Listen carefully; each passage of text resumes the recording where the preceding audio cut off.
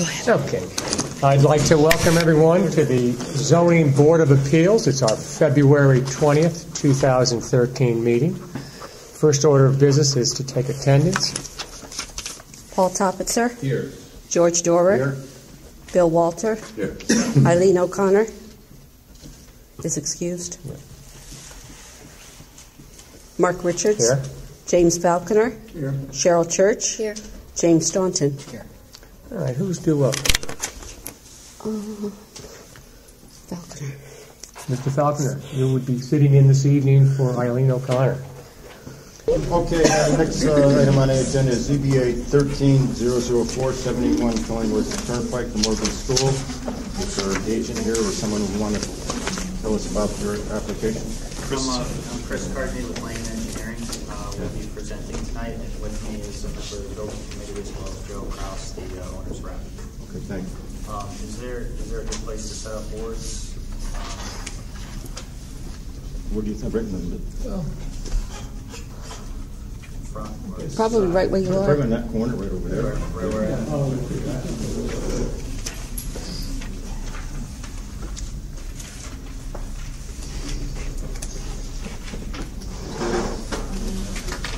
Okay, so again, for the record, my name is Chris Cardney. I'm with Langen Engineering. Thanks. Slide over. Nope. Professional engineer with Langen Engineering. We're the site engineers on the project. And before we get started, we just wanted to give context to the application. Both the existing Morgan School as well as the proposed Morgan site are both in the R20 residential zone. And if you look through those uses, they're predominantly residential uses. So just to put in context, if you had a half-acre lot and 1,000 square foot footprint, a couple of parking spots, you're somewhere around a 5% coverage. So the school, which is allowed by special exception, is a much more intense development in terms of parking and square footage. So I just wanted to put that in context that both the school sites are in the same zone.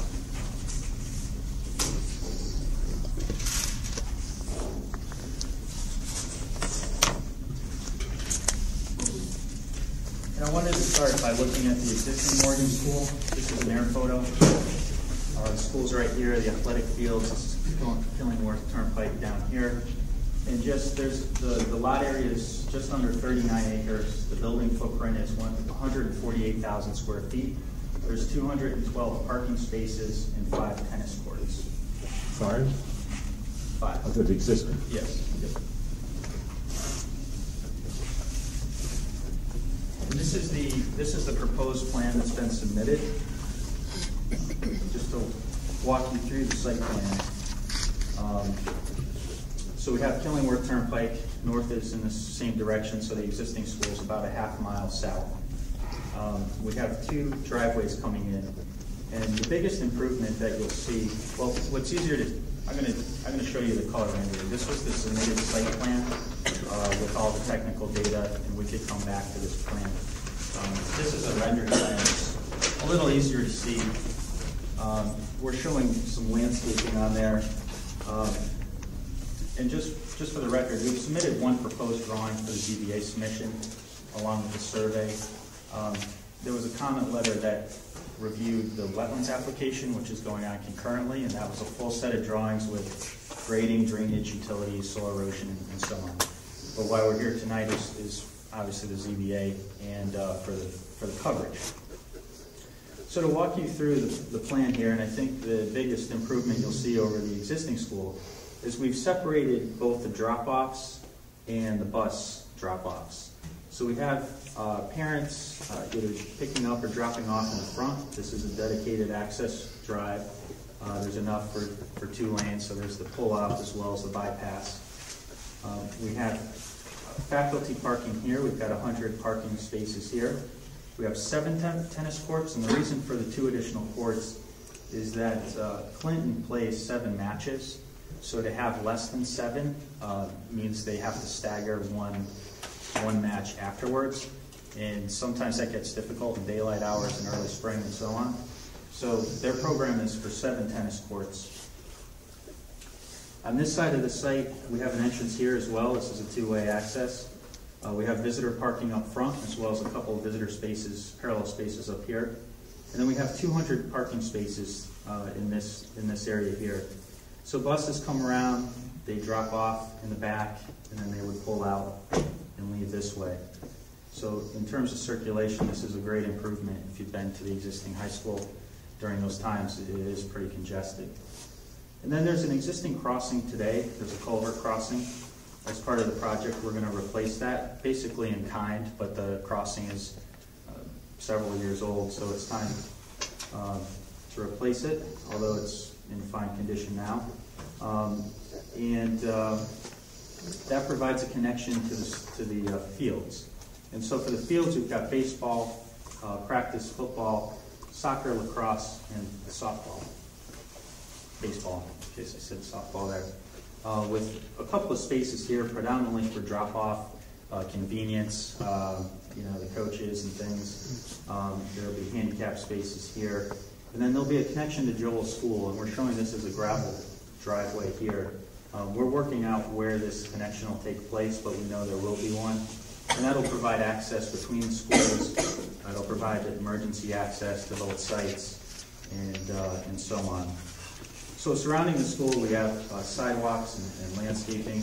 And the sidewalks have been reduced here from the original plan, and we've provided a breakdown of the coverage.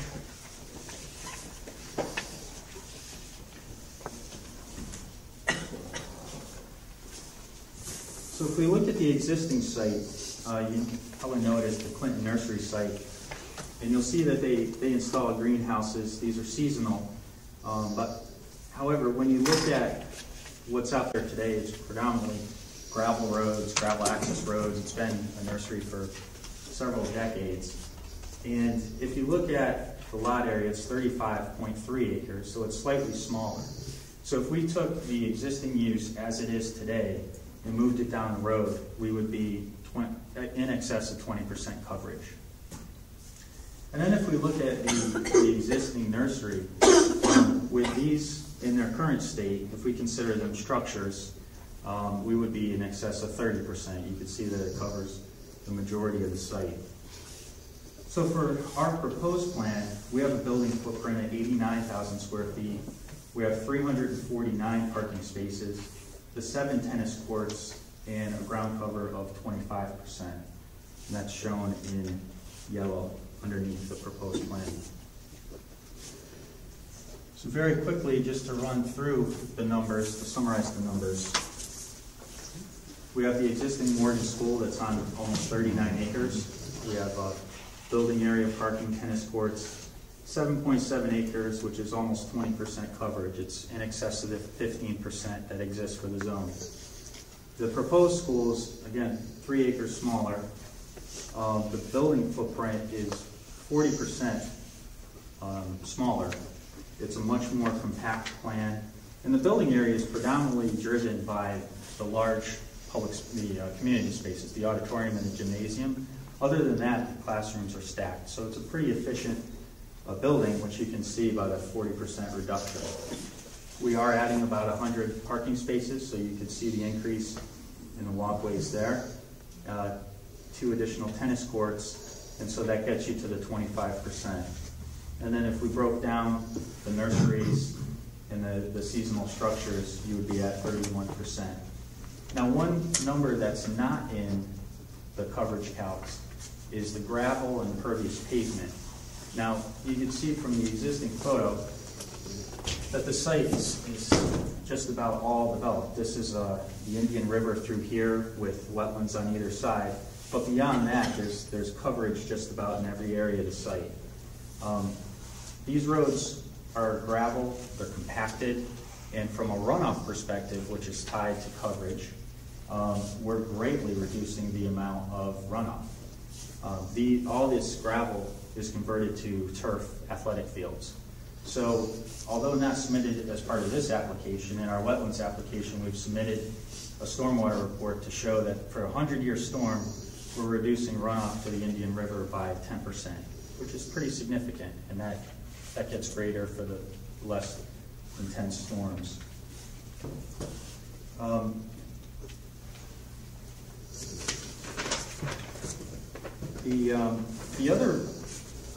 reason why we're here. So that's really the program base and why we have a building square footage and the number of parking spaces we have. The other comment that you've probably seen in the application is tied to the septic system. And although, again, that's not part of this application, we are working with the DEP to design a system that does not require a wastewater treatment system.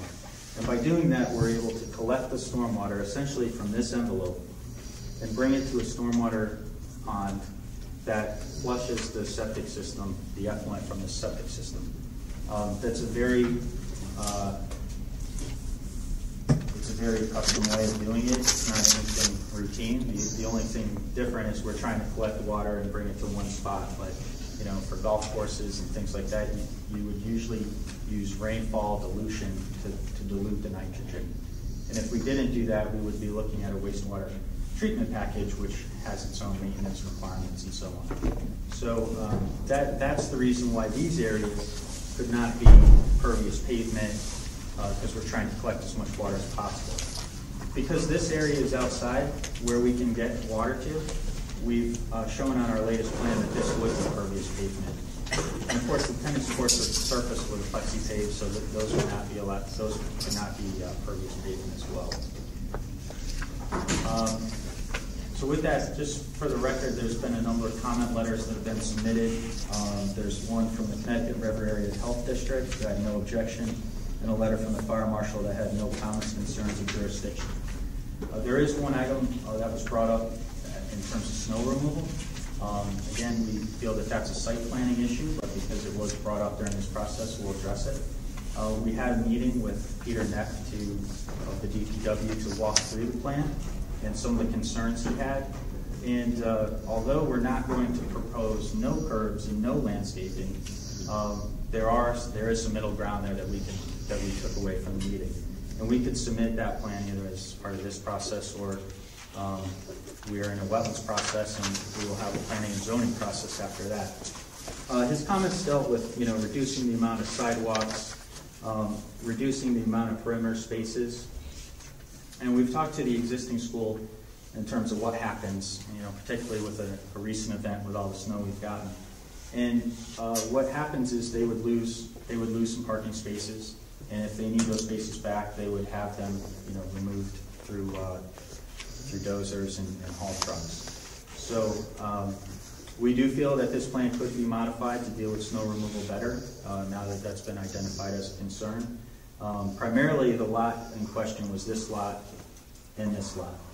And in talking with Peter, he recognizes that it's not going to be a perfect snow removal plan that's not driving the design. We will want trees out there to shade parking areas.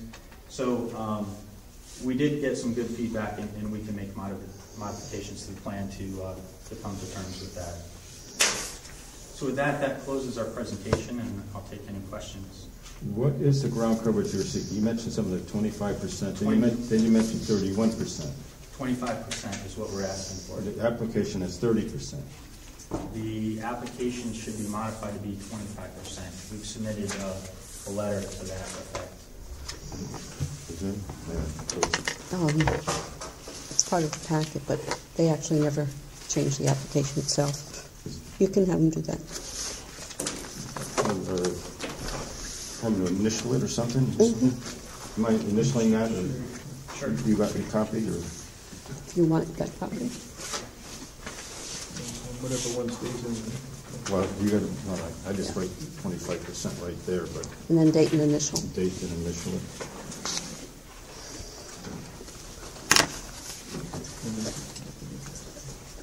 No, I'm going to ask about it. And also on here, I did mention something to Tom about on this application, as far as you didn't request this variance, the front setback, it has on there 10 feet.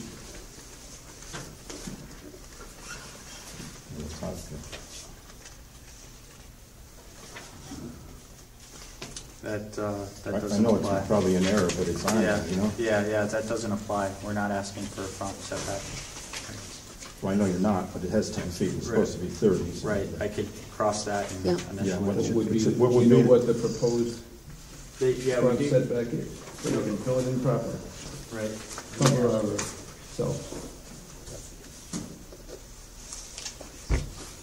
On the plan that was submitted, we're showing 94 feet. 94 feet? it's more than 30, right? Yeah. Is it? I think so. Why don't you do your, And this shows the setback lines here. you want to initial this, then just. Yeah, sure. Yep.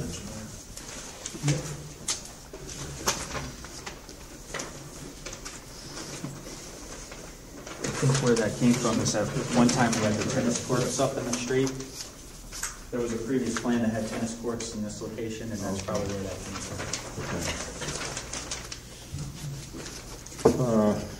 Usually on anything new, we try to have the applicant, it's more incumbent on them to make this thing as compliant to zoning as possible. We have that with new homes, we have it with tear downs, and we try to make it as zoning compliant as possible. We even work with them, you know, to decrease the impact, and we still are not immune to litigation even doing that. Is there any way decreasing the ground coverage by using more pervious materials? Well, with the limit I showed here, and I think I have another plan.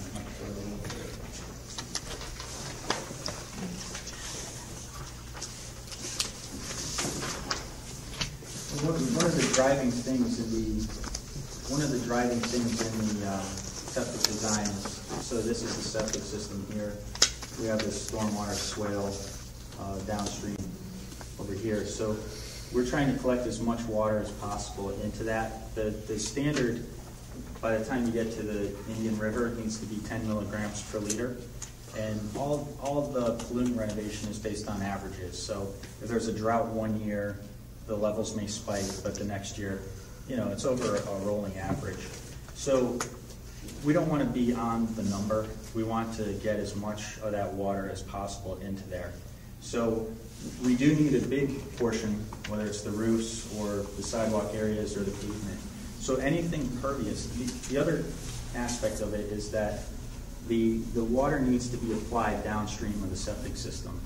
So even though all this water goes into the Indian River, and we have the tennis courts running off to the Indian River, we don't get any credit for that. The only credit we get is downstream of the septic system.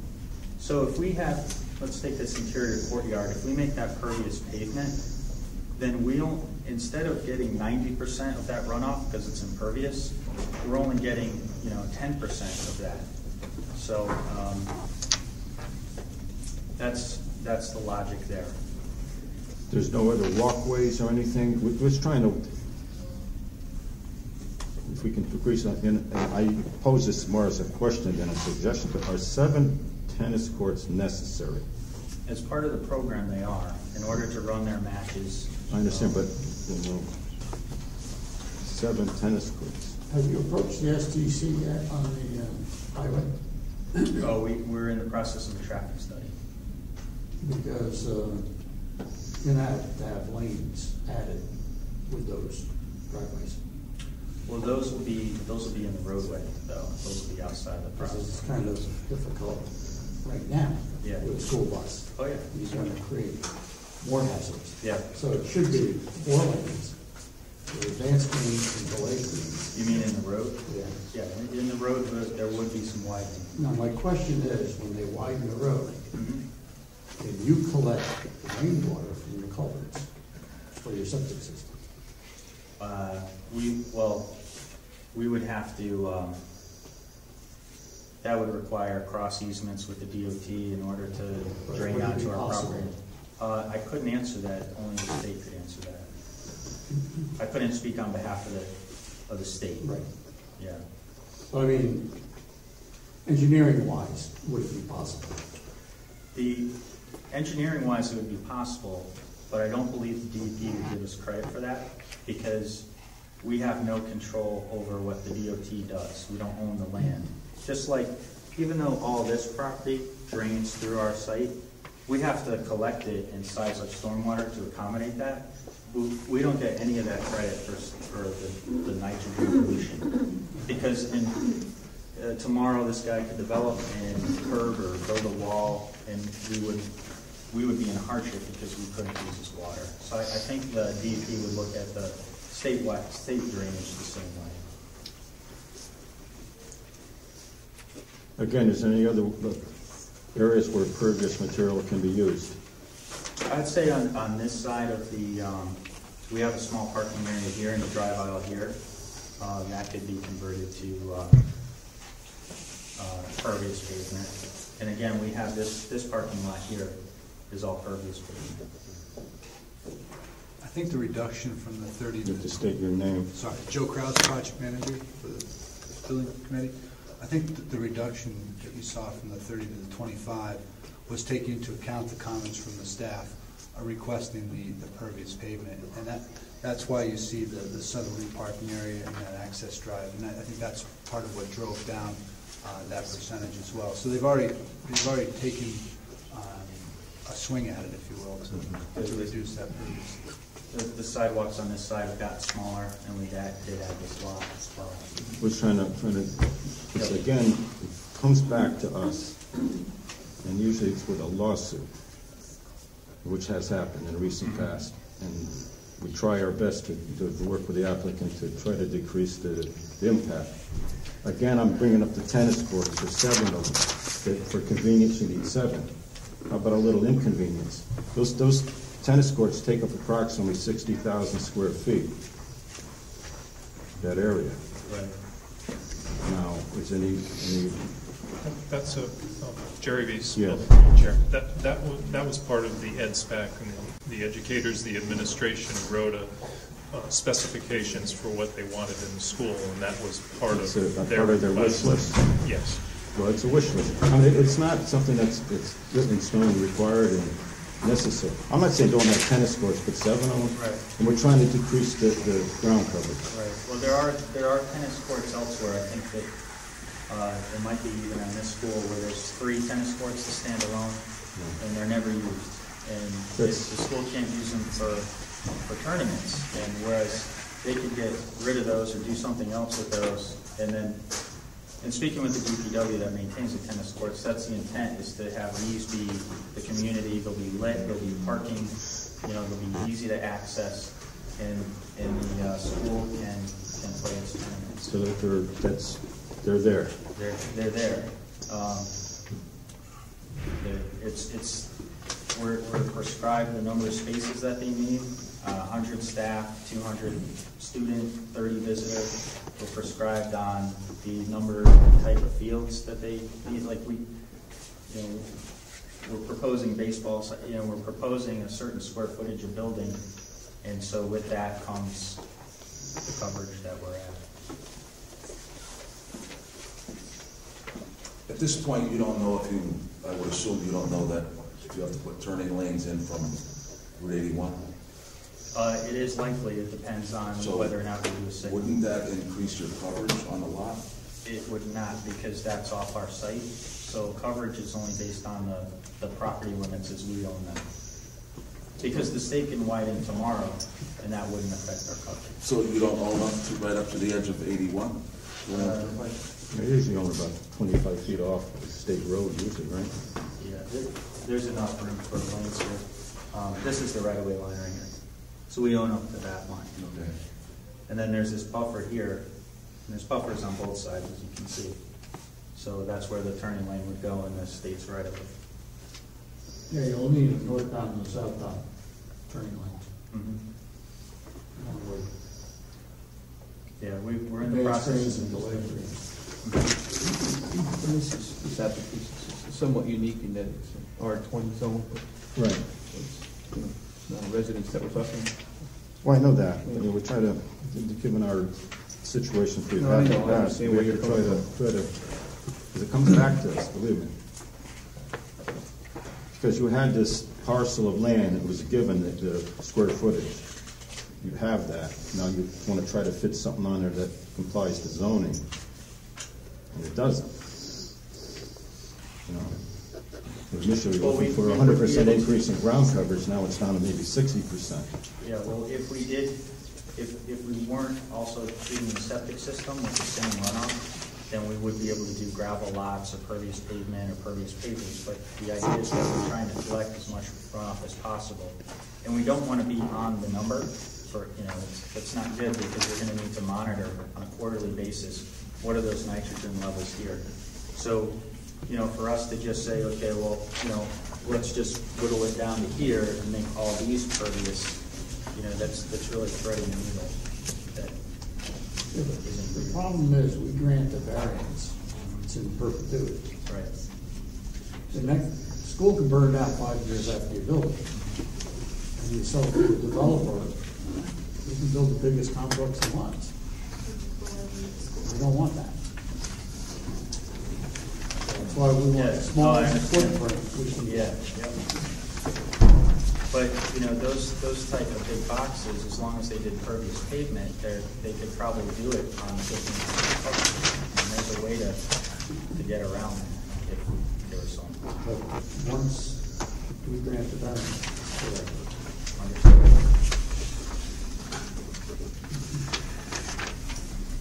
It just seems odd to me that, I'm not trying to harp or anything, it's just because these questions in my mind, it seems awfully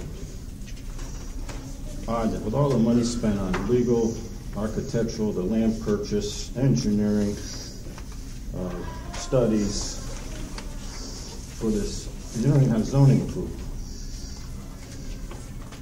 It seems like everything's been fast-tracked for this thing from the way get-go. Well, I can speak to all, and again, we haven't submitted to P&Z, but we're not asking for any others. So whether it's height, or setbacks, or parking, or any other bulk requirements, this plan satisfies those. I understand. But if I have a building lot next to my house, which I do, and I hire an engineer, an architect, lawyers, get all the utility permits around the town, and someone to build a house this size, can't do it. So I didn't get zoning. I can't build on it. A lot of money's been spent. And I think some of the basic requirements and studies have been overlooked with this whole project. Cart before the horse. And again, we got to just go find them. Here's the school, we'll go find them. You have the land, you know the size of the building that you can put on in the ground coverage. And you're, I don't know, what's it, 60% over now? It was 100%. You dropped it to 25%. Right, 25, 50. There's no way. But as I also showed, the existing school is over.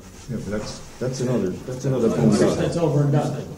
Yeah, we're taking that use from there and moving it somewhere. That's another thing that's in residential property they want to sell for commercial. Good luck. You've already got 5 tennis courts at the old school, and you've already got a parking lot at the old school. Right. Tear down the school, add 2 more tennis courts, and eliminate it from here. Yeah, there's a programming that goes into it with certain size and square footage. So. It seems like we're being picky, but again, there's a reason why. Not at all. And the merits of us wanting the school and that doesn't come into play whatsoever. It's strictly with this particular issue. So there's nothing else you can do with the impervious material areas? As I said, anything that's outside that collection area. And so generally it's that side of the culvert and this parking lot. But just about everything else will find its way there. And tennis courts don't, but we can't make those on porous pavement. Whose pond? That's quarry pond over here. That's off our site. Get a lease agreement, pump water. Are there storage tanks for that runoff water? Storage tanks. So that you can meter the amount that you put into the ground? No, but we can. During your peak usage time for your septic system? They look at it in terms of averages. So as long as we're collecting the water and discharging it there, it's going. And we know that on an annual basis there's 40 plus inches of rainfall in So some years it's drier, some years it's wetter. So they look at it as an average basis. As long as we're getting 40 inches a year into there. So what happens when your nitrogen levels are too high and you don't get any rain? Again, they What's look your at it on an alternative average to that? basis. They monitor it quarterly. I'm talking about reality. Yeah, reality is they When they monitor monitor it and it comes up high, what do you do? Right. Well, you could always run water inside the building. You know, you could do that. How much water? City water? Yeah, if you flush toilets more often, you know, I know that's been done in other projects. What do we do, hire kids to run around the school flushing toilets and turn it on? Yeah, they look at it on a quarterly basis. You get a hit, and then, you know, it's seasonal. They understand. I mean, I've got a river behind my house. They want to pump 500 gallons a day out of it. In the summertime, I give the fish little Chinese umbrellas for drinks, so to keep the sun off their back. Yeah. There's no water. Right. So, I think you need a better plan, personally. Get a magic pencil and a blank piece of paper.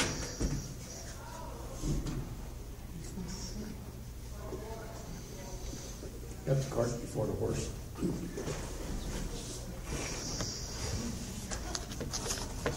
anyone have any questions or anything? Shirley, have any questions? Jim? Okay, any comments from the audience want to speak in favor of this application?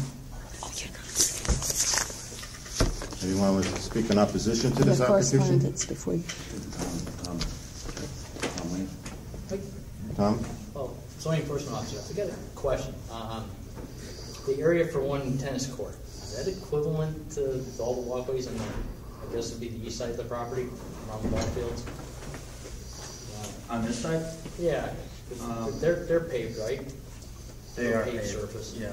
Well, what I'm thinking is, you know, that might be the offset for your tennis court, you know, percentage-wise. Yeah, You might gain 1 or 2% that way. Yeah, the idea of bid on these is one, it's a balance. There's maintenance, and it depends who you're talking to. If we propose these as stone dust or gravel, then at some point they need to be dressed. And so there's maintenance with that. And as you can see, there's a pretty long length of these. The other idea is that if these are, this is in the floodplain, so there's the potential that, you know, stone dust would get washed out in large events. And again, you have to go back and dress it. So from a maintenance perspective and a durability perspective, bit is the way to go. And that's the reason why we're showing bit.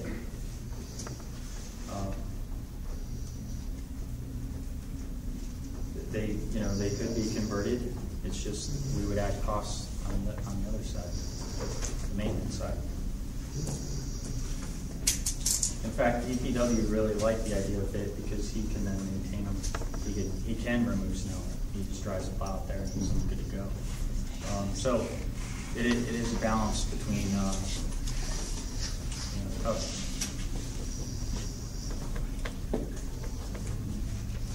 Tom, anything else you want to address with him? Well, the other thing was, there might be a lot of that, but I haven't heard them express what the hardship is. Oh, yeah. To go with the variance, for the record. Well, the hardship is based on the program, the size of the site, as well as to provide the septic. What is unique about this property that would create a hardship for this project? For the project, it's the size of the program. It's the parking, it's the building, and the fact that we can't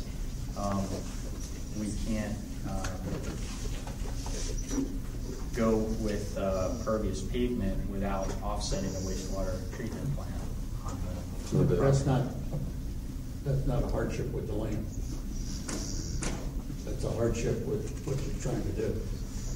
Hardship with the land is lockout crop or river or inland wetlands or something. You have to show a hardship. Well, it's the size of the land and the inability. It's the inability to infiltrate all the runoff. I mean, that's what's driving the coverage. The park is too small for the scope. Right.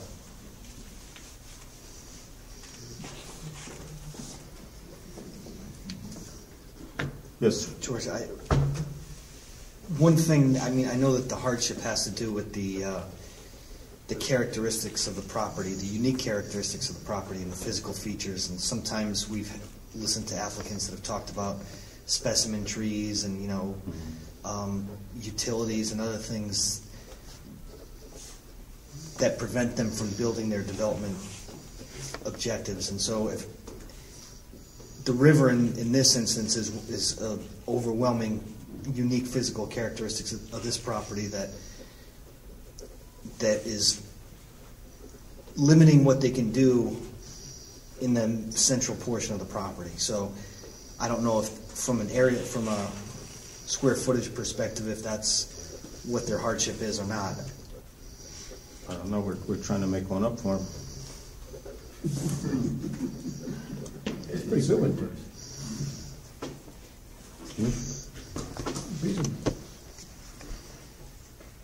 That is true, that if we didn't have this river, or this river was moved this way, we'd have much more ability to bring other stormwater. We could bring the fields, let's say, into the collection system. I ain't gonna say it.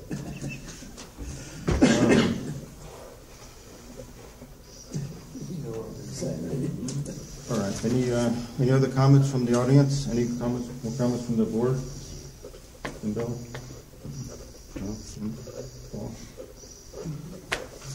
We'll read some more correspondence and then we'll ask for comments from the audience after possible. Sarah, you want to read this? She's not seated. Oh, Oh, sorry. I did the same thing. You did? I don't know.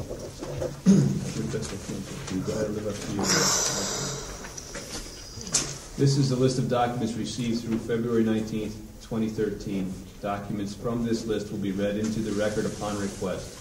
Documents received after this time will be read into the record. On February 15th, letter to Kraus. Staff review, 6 comments. February 19th, letter from Thomas Towns Engineers Review, 4 recommendations. Would anyone wish to have a document from the document list read into the record?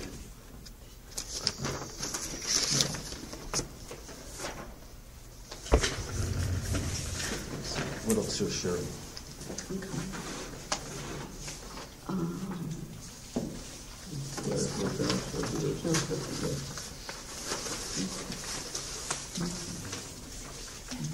I got some reading to do.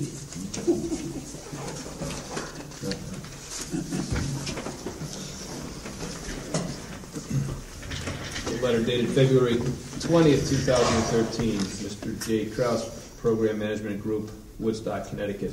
3 ZBA 13-004. The New Morgan School, 69A Killingworth Turnpike, Town of Clinton. Dear Mr. Kraus, at the February 19th, 2013 application review meeting, Zoning Enforcement Officer Thomas W. Lane reviewed the documents submitted on this application through February 19th. The new comments are in bold. On the application for certificate of variance, the comment stands. As to number 15, the hardship, the applicant should be prepared to demonstrate a hardship connected with the land that warrants granting of the variance. On the site plan, revision dated February 15th, 2013. Number 1, it is noted that the septic and the storm water areas are not shown on the site plan. These should be added to the site plan. On compliance with Clinton zoning regulations, section 4, procedures. Number 1, the comment stands. As to section 4.1.1, the report from the fire marshal should be submitted. We have given him a copy of the application.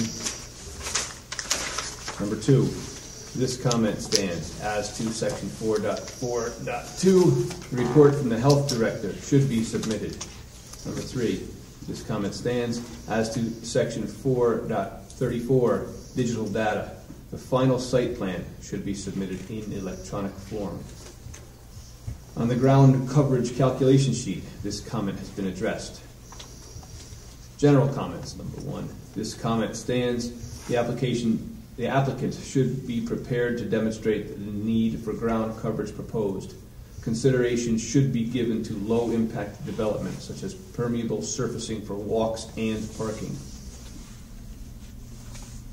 Do not hesitate to contact me, share times. If you have any procedural questions, technical inquiries should be directed to Zoning Enforcement Officer Thomas Lane. Sincerely, Sherry Hines. Thank you. This is a letter dated February 19th from the Connecticut River Area Health District to ZBA from Scott Martinson. the New Morgan School, 71 Killingworth Turnpike. No objection to the proposed application. The sanitary system will need to be reviewed and approved by the State of Connecticut DEEP prior to issuance of a septic system permit by our office. Letter dated February 20th, 2013. To Mr. Richards and the board members, ZBA. In accordance with the ordinance regarding notice of land use application, the above noted address has been researched. It has been determined that the Planning and Zoning Commission has not made any decisions regarding this property. If you have any questions, please contact the Planning and Zoning Officer at 860-669-6133 or at zoningwetlands@clintonct.org. Julia Putnam. And dated February 20th from the Clinton Fire Marshal to Planning and Zoning Commission and/or the Zoning Board of Appeals from Frank Schremp, Fire Marshal, 6971 Killingworth Turnpike, the Morgan School. Fire Marshal has no comments, concerns, or jurisdiction over the land use for the Morgan School to be located at 6971 Killingworth Turnpike. If you have any questions or require additional information, please do not hesitate to contact the Fire Marshal's office at 860-669-1094. Sincerely, Frank Schremp. Okay, thank you. That's all I have. Got anyone? We're on a roll. Huh? Yeah, we'll go. Yes.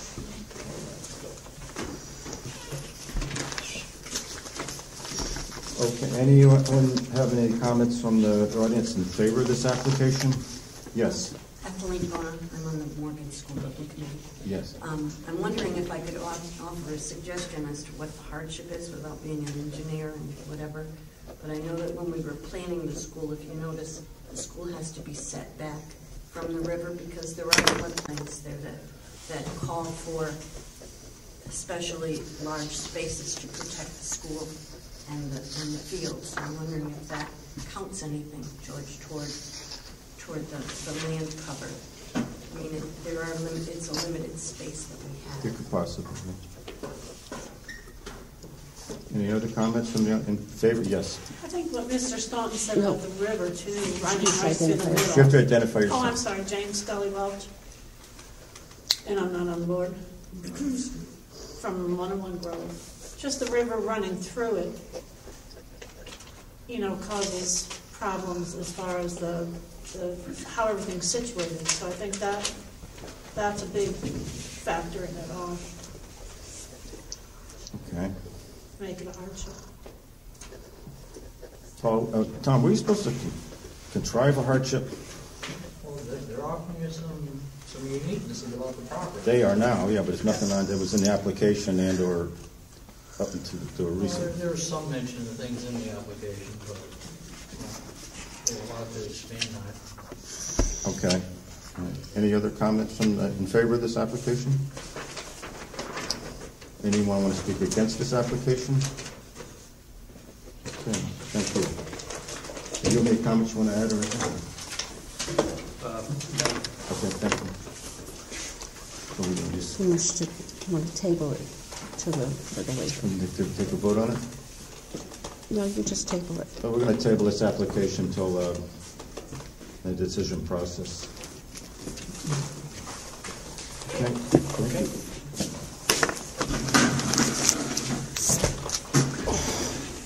Okay. Before we close the public hearing, we have to give our recusals. Yes, we have to adjourn to the regular meeting to take up. Take up. So, we need a adjournment to go. I know it's this. I'm sorry. Yes, Bill. Do we have to vote on this, deferring it to the next meeting? If that's what you want. Yeah. I'm sorry. Talk about school. Yeah. Okay, I can't. You can't. Do we have to vote on it?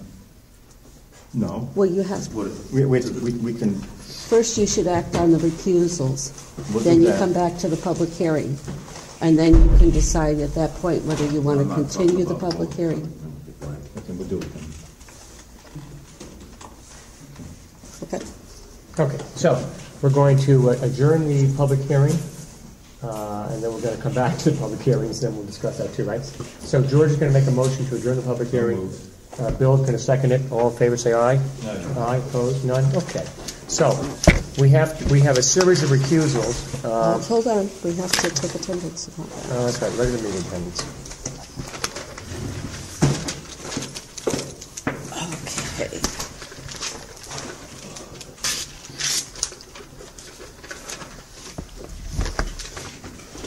Okay. Paul Topitzer. Here. George Dorer. Here. William Walter. Here. Eileen O'Connor is excused. Mark Richards. Here. James Falconer. Here. Cheryl Church. Here. James Staunton. And once again, Seat. James Falconer sitting in for Eileen O'Connor. And then James Staunton is sitting in for me on the Morgan application. Okay, we have some recusals that are requesting. We Okay, hold on, because I didn't. We have to add them to the agenda. Okay. Let me get 'em. Can I add this one? Oh, yeah, absolutely. Which one is this? We actually have three of them, right? We want to ask recusals of? We're starting with the Rocky Ledge because he signed off on it. But he's not here. Not here, and You want to table that one? Recusals? You guys get those out of the way, though, wouldn't it? it'd be nice to get them out of the way. Yeah, well, we can get those out of the way now. You wanna do that? Tom's all on board with Yeah. it, too. Okay. Okay, All right. motion to, To grant the recusal? no, motion to add to the agenda. Okay. Recusals. For Request. 13002, 13003, and 13004. By, motion by? By George, seconded by Bill. All in favor, say aye. All right. Aye. Are you recusing? For what? Oh, just for the Morgan School portion of it? Or are you going to, I won't leave mine. I guess I don't think anyone's going to contest that. okay, you're going to stay on this, okay? They did not submit them for this application. Okay. So yes, you do have the requests. It's only for ground coverage, so they didn't give us a landscaping plan and all that. Okay, so I'm going to excuse myself. Paul, make a Well, I'll motion. read these if you want. Go ahead. Okay, this, make a motion to grant the excuses for Morgan School 716969 Killingworth Turnpike, ZBA 13004, for excusals for section 4.22, 4.23, 4.24, 4.25, 4.26, and, no, I'm going to do that. Motion made to accept these excusals. Any, okay? So moved. So moved. Second. Anyone want a second? Someone has a second. Someone should second the motion. Not if they don't want to pass it. I'll second. Okay. Second. All those in favor, say aye. Opposed? Carrie, Aye. was anybody opposed? Anyone opposed? Two. Okay, I need to, who is in favor? What did you think? Paul, George, Jim, of the excusals. But Right. that's This is just the just the excuses. excuses. Paul, George, and Jim, Yeah. opposed? No. Who is opposed? You opposed? Oh, she can't. Mr. Falcon. Jim? Mr. Walter. Okay, James was in favor, and Jim is opposing, and Bill Walter. Okay, so it carries 3-2 to 0. We had one recusal, one not seated. Okay, Mark Okay. returns. Can we get a motion to adjourn the regular meeting? We're going to go back to the public. With those excuses, did that carry with the person? I think you just need a majority. Just the majority. Majority, so that passed. Okay, can we get a motion to adjourn the regular meeting? So moved. Seconded by Bill again. All in favor, say aye. Aye. Okay. We're back to the public hearing. Just give me a moment to catch up. Yep. Bill second. Unanimous. It's 8:50. 8:51 is a public hearing. Okay. Now, just to recap the public hearing, 13002, 17 Rocky Ledge, we have continued it to the next meeting. Application 13003. Can we get a motion to close that public hearing? I think we did already, didn't we? Which one? That's the certificate of location. Oh, for the bike shop? Yeah, we closed closed that, that. did we not? Okay, that's closed. Now, the last, did you folks close the Morgan School? No. Okay, is that going to continue? Right, I guess I should Ask back it. out again. Yeah, you have to back out. Well, we have to decide on it. We have to Return. want to close the public hearing or continue the public hearing. Okay. You're returning to the school. Return to the school. Do you want to go on with the public hearing? Want to continue it? Does anybody thoughts on that? I don't. Bill? You don't have any thoughts on it? You want to continue on it? I'd motion to continue the public hearing. Okay. James? I'll second that. Second. All those in favor to continue, say aye. Aye. Aye. Okay, wait a minute. Those in favor to continue is Paul and James. George, George? No. you don't want to continue it to next month?